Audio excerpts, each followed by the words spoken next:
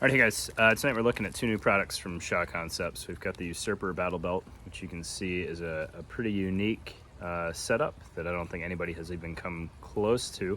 There is a little bit of inspiration from other popular belts out there that you can kind of see as we walk through this, but as a total package, it is pretty unique. It's a two-piece battle belt with its own inner and outer portions, and we'll get both of those on the table and take a good look at them. And then we've also got his SideKick holster adapter here. Now this was a viewer submission, and I don't want to take apart everything he's got going on, but I think we'll be able to get to the intent well enough without doing that. It is kind of the most true to function version of like the old Safariland 6004 shrouds, or 6005 shrouds would probably be a better analogy. Built with not rigid materials, some padding and some organic mounting options there. So we'll get both of these on the table and take a good look at them. They're both really cool products. They are viewer submission, so no bias to Shaw as part of this. The SideKick panel is $50. I just double checked on that one. I think $50 for this is very fair for what you're getting out of it. And then I honestly had not shopped for the Usurper belt yet, so I checked the price on that just to make sure I was gauging my expectations, and it's $225 or $235, I can't remember, which is a lot for a belt, but all things considered, that's pretty fair compared to the rest of the market. So the Ronin belts are up there. Your Axle belt's on the lower end, but it doesn't include an inner belt. Your Eagle is about the cheapest two-piece battle belt option out there for a good quality belt, but I think $225 for what this thing brings to the table is pretty fair. All right, so let's get both of these on the table and take a look at them. All right, so we're working from a new location today. Hopefully I keep everything in frame here appropriately, but we'll see how well that goes. All right, so this is the inner belt from the Shaw battle belt, and it's definitely a unique inner belt. I don't think I've seen anybody get too close to this design. It looks very much like a padded 2-point sling when you're first looking at it, but it is all the first spear like very soft loop on both sides of the belt, and it is very lightly padded. You can see there's a little bit of bulk there, so if that's a concern to you, just know that it's probably going to be a warmer belt, especially if you're using it as your trouser belt all the time, which I think it would make a very comfortable trouser belt. The hardware is a little bit more than I would like to wear all the time, but I've definitely worn Cobra belts as trouser belts as well, so I think it would be very comfortable. And then all of the sizing is done with this strap here, and you can see how it has loops sewn into it about every inch, maybe a little bit less than an inch there, and that's where the G-hook from the outer portion is going to engage. So a lot of adjustability on this. You can adjust all the way down to about here, and then as tight as over here. So you've got about 6 inches of real adjustment in there, and it shouldn't affect too much because all of the excess runs internal on the belt, and because the full length of the belt is Velcro there. I'm sorry, it runs on the exterior of the belt, but it doesn't really matter. And you've got full room to tether that down wherever. The one kind of one kind of con to the way that's going to tighten up if you need to take out all the slack is you're going to lose a little bit of Velcro continuity up front, but you also have the G-hook there, so it's not really too much of an issue, right? It is fairly heavy duty hardware, as I alluded to, which is fine, but it's not a load rated belt, so it's definitely more than you needed. It would be interesting to see if a polymer type G-hook or even a lower profile G-hook would do well on here. Right, so that is the inner belt. Looks pretty comfortable, a little warm, possibly, right? And then your outer belt is really where we see some unique steps taken. So it is fully hook lined. I'll get this little piece out of the way there. Fully hook lined, so it will engage with your inner loop, and then both ends have a G-hook on them. The reload side, or weak side, if we'll call it that, has a fixed G-hook. So this canted portion is always going to be just off the belt buckle. And then the pistol side, if you will, has a loop of 1-inch webbing there so that you can adjust your G-hook as needed for sizing. Right. This is a small, it came from a vendor or a viewer, so it's not mine, and I am not a small. So I couldn't get this adjusted to the point where I thought I was doing any justice to the fitment to actually try it out and see how comfortable it was. There are a few concerns I have about comfort. This Tigris overhang here, and we'll get to why that exists in a little bit, could potentially create a pinch spot. I don't think that it would, especially if you had this a little bit off of front line or center line. I don't think you'd have any issues there. And I do think there's going to be you're going to find some folks, I think, on either extreme of the sizing ranges that are not quite a fan of this piece over here, because it does limit some of your traditional pouch mounting space with the horizontal MOLLE there. So depending on where you fall in the sizing, you may have too much of this section, or it may be too far up front and your holster ends up kind of on the tail end of it. I'm not exactly sure, again, because I can't try the sizing out correctly, but it's definitely a belt that I'll look to in the future, and if I can pick one up used in my size, I'll probably do that and do a follow-up to see if there's any oddities with actually using this belt. All right, so looking at the belt, up on what we'll call the weak side here, you've got, you're kind of forced to cant some pistol pouches here, or you could stagger mount a rifle pouch. It would get a little wonky because these aren't quite in line. If he had shifted this down 1/4 of an inch, he still would have been able to fit it, and you could have done a double column pouch on here, which would have been interesting, in case you wanted a canted rifle pouch there. I don't know that you would, and I'm having kind of a hard time visualizing that, but it's set up for 2 pistol mags. Right? Well, that's really the intent there. And those are both forced to be canted. Some of the complaints that I've heard about this thing are folks not necessarily wanting to cant a pistol mag. And if that's the case, then this just isn't the belt for you, or maybe he later makes a non-canted version. Right? You are going to lose a little bit of real estate there too with the canting. You know, you clearly are missing a column here, and then with the canting, this is arguably taking up 3, maybe even 4 columns of space, just with the canted pouch there. A lot of interesting things built into this. So there's a built-in carabiner mounting point there, just cut out of Tigris, and then there's suspender loops running the length of the belt. So if you want suspenders, you have those built right in. I think it's a pretty cool option there, and that webbing should be plenty strong to hold suspenders without too much issue. Probably G-hook suspenders is what I would imagine you would use with that, but you could also do some paracord loops. If you had suspenders that were terminated in a webbing loop, you could just run paracord or shot cord loops through there, and that would work out really well too.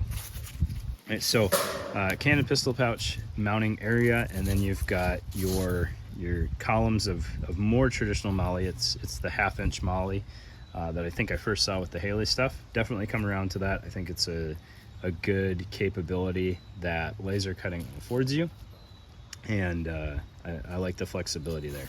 It also gives you a little bit better ability to mount kind of non-traditional things. So you could, in theory, slide some Chicago screws in here. It would be a little bit of a struggle, but you could do that, and you could get it, you know, underneath that MOLLE, and you could mount sheaths or whatever to that.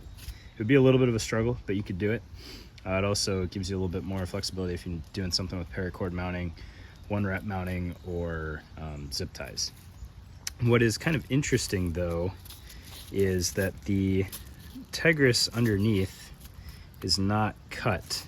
So this is a solid sheet of Tigris here. So all of your mounting is going to use just the laser cut fabric on the face. And I want to make sure, extra sure here, that I'm not leading you guys astray there, but I don't see any cuts in that. So if you were doing like a malice clip or a 1-wrap mounting, you could run it behind the Tigris here. there's a full pass-through there that you could use. But if you're doing true PALS mounting, you need to use just the outer face. A little interesting there. I think laser cutting that would have been a good step. It would have cost a little bit of structure, but I don't think that's a big deal. Right? I would have liked to have been able to use the Tigris to mount things. And similarly, on this side, it's the same way. This is all solid Tigris through here with the horizontal PALS ladder there for mounting 90-degree offset pouches. Now, I'm not 100% sold on this. I understand the concept of having horizontal pouches, and I'm not opposed to that, but it's a single column. So if you're mounting a rifle mag to that, you're gonna only have single column engagement, which is probably gonna be fine. But I don't know if he has a more purpose-built solution coming, or maybe I missed it on the website for putting a rifle mag on there, which I think is the intent. I could be wrong. It could be anything there, right? And then you've got this overhang of Tigris here, and I did double check the website for why that would be, especially based on the gentleman that sent this to me, and he explained that he had these Sharpie marks here for where he needs to cut back the Tigris. And the explanation on Shaw's site makes sense, and I believe that this was intentionally done to give you this ability, but it's cut for 2¼ inches. So if you have a 2¼ inch holster mount, this will fill that space appropriately. And if you have less than that, you can cut back the Tigris as needed. So that's what these marks are here, is so that the gentleman that sent it can cut that back to a 2-inch footprint and mount his True North Concepts holster adapter there. I don't have any strong opinions one way or the other on that. The explanation makes sense. Having the user do some work, there's nothing wrong with. Probably wouldn't be my preferred option to go. I'd rather just throw it on there and have it work. But it's a capability that you have at your fingertips, right? And then to tie these two together, I think what makes sense is, you can run the inner belt either way. There's not a true, well, there is a top to it, which is this folded edge. But if you needed to flip it over because you wanted to clean up, which side is which, you have that ability, which is a little interesting, right? So you've got this end of the outer belt is adjustable, this end is fixed, and then the intended way of wearing this end is adjustable and this end is fixed, which isn't immediately the way that you would think it would work, but there's really no downside either way. So the way I'll do this is I'll hook this on this end, and we'll marry the belt as we go down. And see, I went a little bit too far here, so I'm going to need to redo this.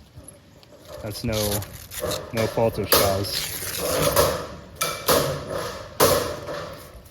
I'll go as tight as I can on the buckle end here. I may need to play with that just a little bit more. And then we'll bring that down here. And obviously as we go around our body, it's gonna tighten things up a little bit. So we'll loop the G-hook down there, and we'll work the slack out of that buckle. And then I believe we can tuck this in here without any drama. So yeah, once you got this thing sized for yourself, you could tuck the running end in here, and you could then mount pouches on top of that, so it's not going to be in the way. And if you needed to loosen it up quick or whatever, you should be able to pull that out and give yourself some slack without too much issue. All right, so that's how it marries up, and you can see as we bring that around the body, it's going to tighten up a little bit. We're just not there because I'm not wearing it. Right. So that's the way the two-piece battle belt works. And then as we look at the SideKick holster platform here, you have two wings with 2 columns of MOLLE on them. You can see there's a grenade pouch that the viewer has mounted there. It has the 1/2-inch footprint there. And then there are mounting pattern here for your Safariland pattern mounts. All right, so this is obviously, none of this is included. It is just the Ranger green piece that you see here. So he's got his True North drop platform on there with the Safariland mounting piece, and then this top piece here is the ferro adapter to just maintain Velcro continuity. I've never used this. I don't know that I would find it worth my time, but it potentially helps fix some issues with keeping this married to your inner belt as things run through there. Right? I don't see that being crazy important. This would be if you had it mounted to your outer belt. I'm sorry, and then that would allow it to still have continuity with the inner belt. All right. The padding on here is very nice. It is some spacer mesh. I think that I have given spacer mesh a bad rap because it retains a lot of heat, and really that complaint is true all the time, but some things need padding and some things don't. I think this having padding on it is well worth the heat that it's going to retain, because you've got your holster on here bouncing around, and then you've got some mounting hardware that you don't want rubbing straight on your leg. I think that is worthwhile padding, and it's a pretty minimal footprint, so the heat retention is not going to be a big deal. And then you have your included leg strap here, which is a single 1-inch piece of webbing with a little bit of elastic on the leading edge here, or the trailing edge if you're wrong-handed. And I don't know, I think you could flip that around. It doesn't look fixed. Yeah, you could pull this strap out and flip it around if you needed to. All right, so this thing was $50, which I think, all things considered, is pretty fair, especially if you didn't need all of this drama going on with it and you were throwing Safariland pattern stuff straight on here, mounting straight to your belt and just using this as your single band leg shroud. I think that's a really clean setup. It affords you the ability to have tourniquet riding in front or behind of your holster. I don't know that I would put a frag pouch there. I don't know that he's using this for frags, but I have definitely mounted things to my holster platform before and am a fan of that. The only thing that I don't think would mount very well to this is on the old Safariland shrouds, we would sometimes put a fixed blade either behind or in front of the pistol, and because it was a rigid platform, you could make do with a kind of a smaller mounting footprint. This one, with it being so short, you're probably not going to want to put a fixed blade on there, but a small push knife or something, you could work on there all right. So there you go. There's the Shaw Usurper belt and SideKick holster platform. Thanks for watching, guys.